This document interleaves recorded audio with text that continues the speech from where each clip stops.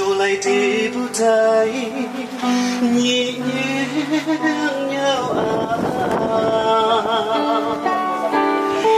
lần đầu thực đầu anh buồn mang mơ trên mai là dần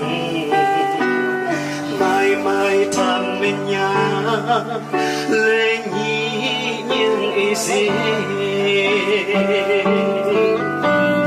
mình mang cả lưỡi ấp chi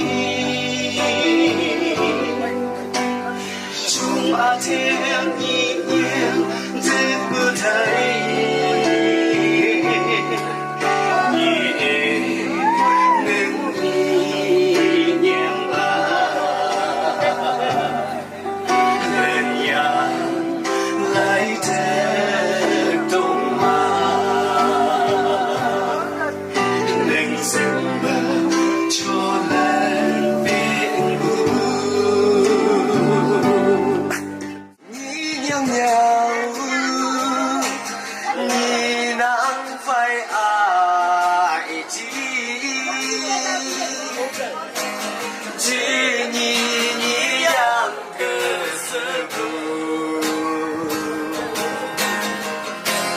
mang mía dày nhia ta he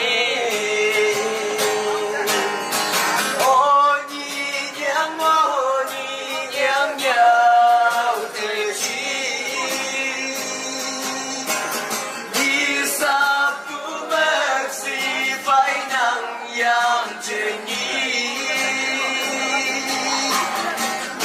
nhàng ngang lên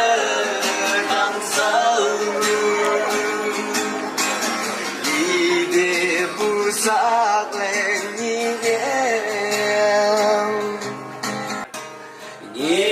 nhàng ngang ngang thấy lòng không mà lại chừng nghĩ đang nghe lại lòng gì nàng nghe lòng cười yêu